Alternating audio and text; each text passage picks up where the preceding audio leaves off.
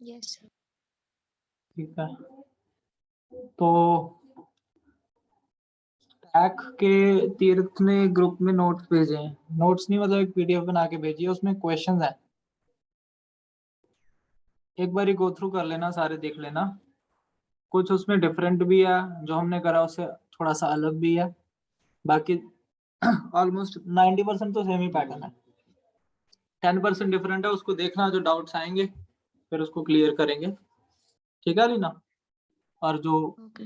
Recording भी देख रहे हैं वो बच्चे भी हैं। तो अभी हमने पाइथन सीख ली लगभग, है ना? क्या क्या देख लिया पाइथन में हमने? सीक्वेंशियल प्रोग्रामिंग क्या होता है, कंडीशनल क्या होता है, इटरेटिव क्या होता है।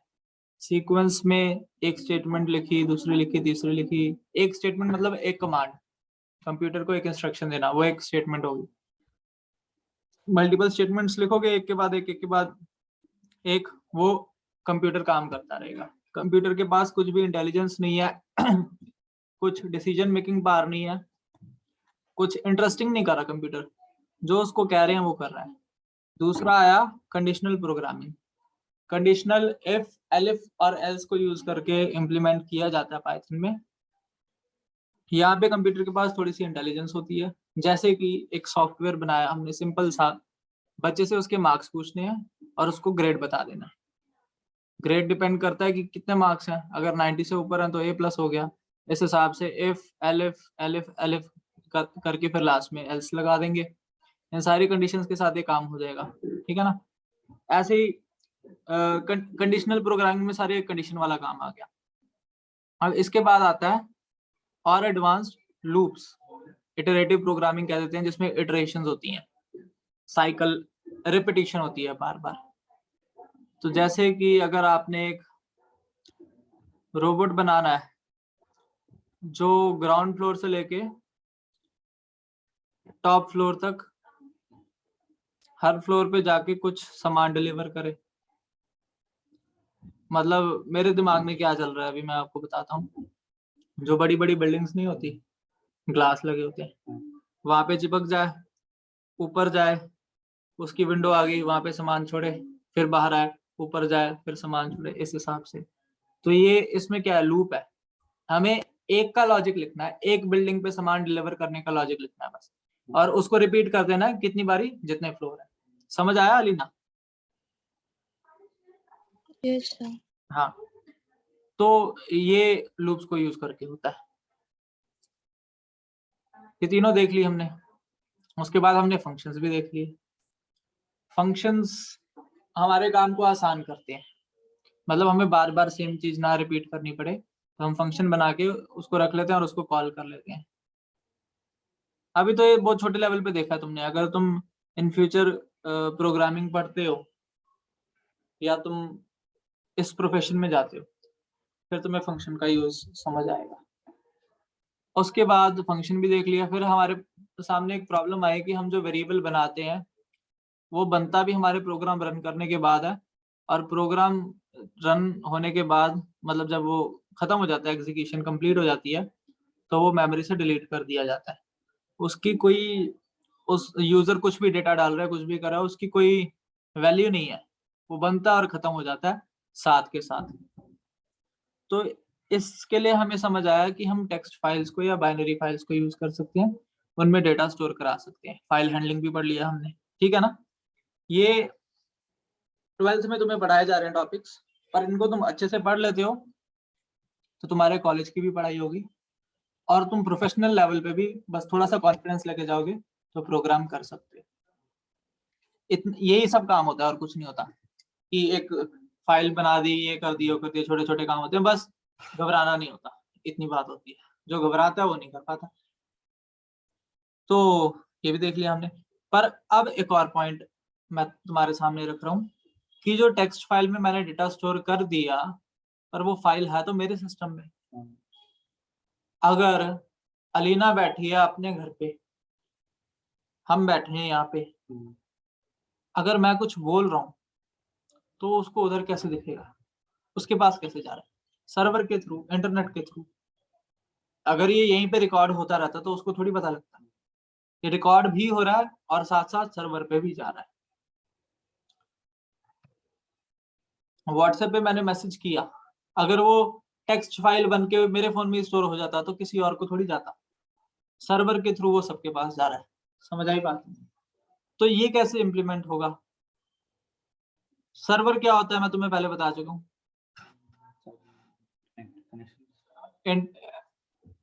बहुत सारे कंप्यूटर्स के कनेक्शन को कहते हैं नेटवर्क।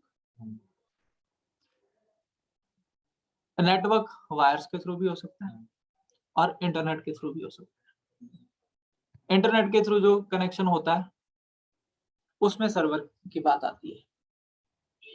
मतलब हर एक कोई भी अपना नेटवर्क बनाता है। जैसे मैं अगर एक कंपनी खोल रहा हूँ तो मैंने एक अपना नेटवर्क बनाया, उससे मैं सारे अपने क्लाइंट्स को कनेक्ट करूंगा। मेरे सपोज 20 क्लाइंट्स हैं, तो मेरे नेटवर्क में वो 20 क्लाइंट्स कनेक्टेड होंगे इंटरनेट के थ्रू। तो मेरा एक डेटाबेस होना चाहिए जिस डेटाबेस से उनको डेटा देगा। वो डेटाबेस कहाँ पे होता है? सर्वर पे भी होता है, हम लोकली भी उसको स्टोर कर सकते हैं। अब डेटाबेस की लैंग्वेज हम सीख चुके हैं एसक्यूएल, और डीबीएमएस कौन सा देखा हमने? माइस्क्यूएल। अब हमने क्या करना है कि जो काम हम अब तक अपने कंप्यूटर में कर रहे थे उसको हम सब तक पहुंचा सके। उसका एक स्टेप है माइस्क्यूएल और पाइथन को कनेक्ट कर देना। पाइथन और माइस्क्यूएल को कनेक्ट करने की क्या जरूरत है? समझ आ गया अलीना? समझ आ गया? जी सर। ठीक है, जो वीडियो देख रहे हैं अगर उनको ना समझ आ तो मुझे बता सकते हैं। मुझे उम्मीद है कि समझ आ गया, ये जरूरत है। ठीक है, अभी आगे बढ़े। क्या क्या देखेंगे? इंट्रोडक्शन देख ही लिया, इंस्टॉल कैसे करें और आगे का काम कैसे करें।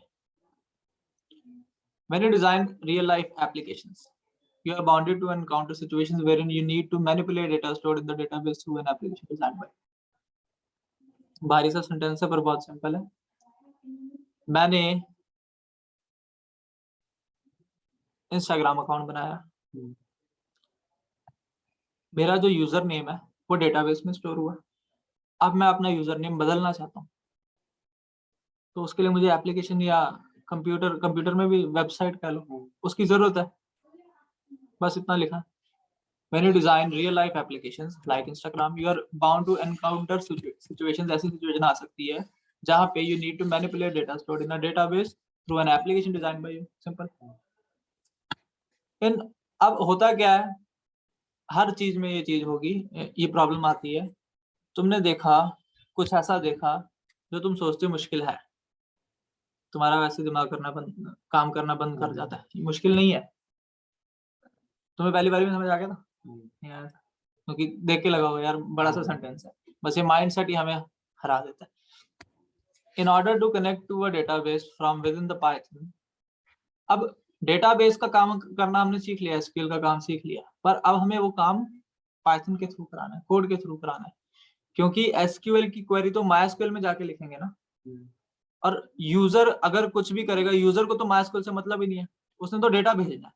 अब तुम जो भी प्रोग्रामिंग लैंग्वेज यूज करे, वो पाइथन हो सकती है, जावा हो सकती है, बड़ा कुछ हो सकता है, उसके थ्रू तुमने एसक्यूएल रन करना है। तो इस वजह से हम पाइथन के थ्रू माइस्क्यूएल को रन कर रहे हैं, क्योंकि पाइथन को यूज करके हम ऐसा सॉफ्टवेयर बना सकते हैं जो यूजर से इंटरेक्ट करे। जैसे यूजर से इनपुट लेते हैं, हम इनपुट लेके डेटा ले लिया, पाइथन में क्वेरी चला के वो डेटा हमने माइस्क्यूएल में भेज दिया। You need a library. अब इसके लिए पाइथन में इनबिल्ट ये फंक्शनैलिटी नहीं है, कुछ लाइब्रेरी चाहिए। लाइब्रेरी तुम्हें पता है, लाइब्रेरी कलेक्शन ऑफ मॉड्यूल्स होती है। एग्जांपल लाइब्रेरी का मैटप्लॉटलिब, और कोई एग्जांपल दिया मैंने तुम्हें? वो था ना मॉड्यूल्स, तो बहुत सारे पढ़ाए हैं, मैथ पढ़ाया है, रैंडम पढ़ाया है। लाइब्रेरी होता है कलेक्शन ऑफ मॉड्यूल्स, सेम तरह के मॉड्यूल्स जहाँ पे हैं। तो अब देख लोगे example, there are so many libraries but we will use MySQL connection library। इस लाइब्रेरी को हम यूज करने वाले हैं। ठीक है लीना? Yes sir. हाँ, अब इंस्टॉल कैसे करें कनेक्शन करने के लिए जो चाहिए, तो ये हमने ऑलरेडी डिस्कस किया हुआ। पिप इंस्टॉल चलता है। हाँ, कौन सा? पिकल इंस्टॉल किया था ना हमने, पिप इंस्टॉल पिकल किया था। तो MySQL कनेक्टर को इंस्टॉल करने के लिए पिप इंस्टॉल MySQL कनेक्टर, ये स्पेस नहीं होना चाहिए मेरे हिसाब से, हाइफन होना चाहिए। मैं देख लूंगा, अगर हो सकता है टाइपिंग मिस्टेक कर दी मैंने, इसको फिक्स कर दूंगा अगर हुई तो। और तो मैं अपडेट भी कर दूंगा आफ्टर इंस्टॉलिंग। अब एक बार इंस्टॉलेशन होगी, पिप इंस्टॉल और मॉड्यूल का नाम लिखते इंस्टॉल हो जाता है, यही तरीका है ना। इंस्टॉल हो जाएगा, तुम्हें पूरा दिखाएगा इंस्टॉल होते हुए। अगर मेरे यहाँ पे नहीं हुआ तो मैं करके दिखा सकता हूँ तुम्हें, रुको मैं दिखाता हूँ।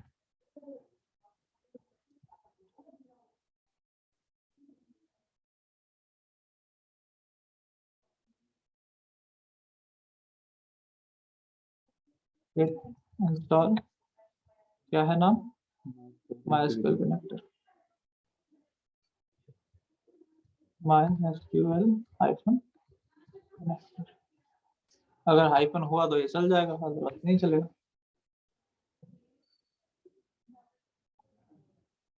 ठीक है, हाइफन है,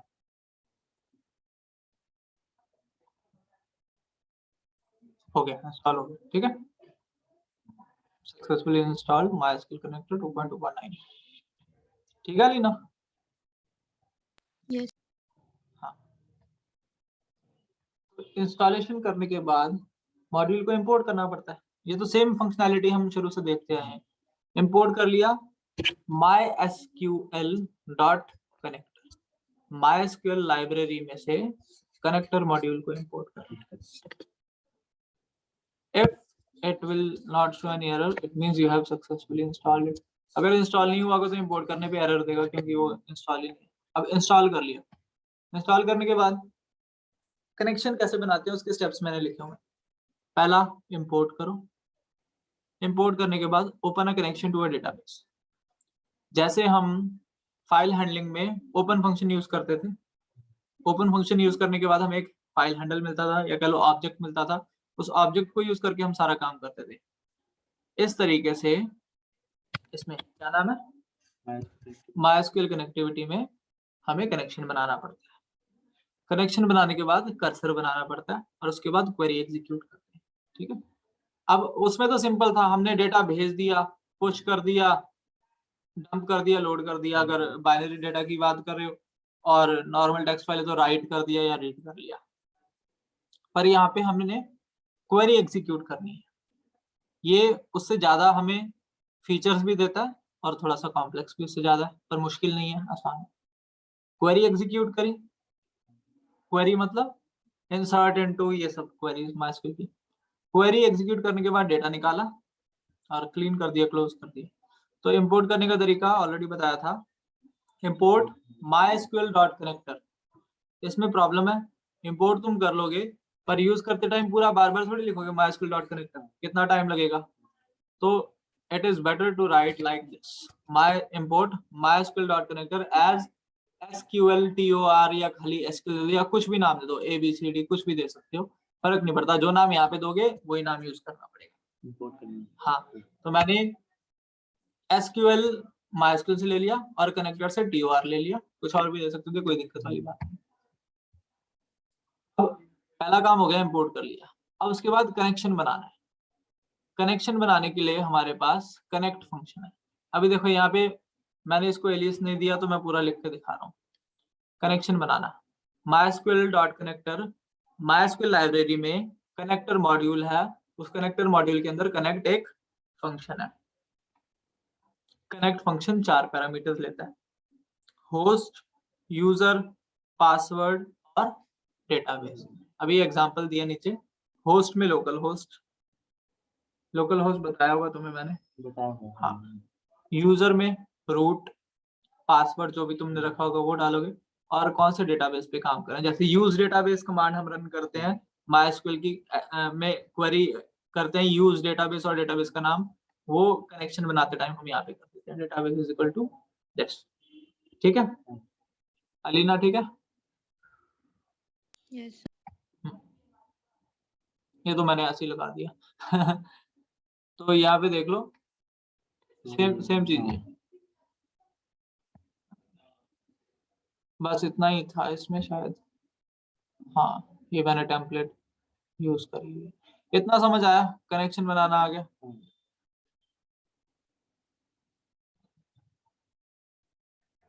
ठीक है, तो कनेक्शन बनाने के बाद कर्सर चाहिए होता है हमें, और कर्सर के बाद क्वेरी होती है। ठीक है, मैं दोबारा स्क्रीन शेयर करता हूँ, तुम इतने में से नोट्स अगर कुछ बनाने तो वो बना लो, 2-3 लाइनें लिखनी होंगी वो लिख लो।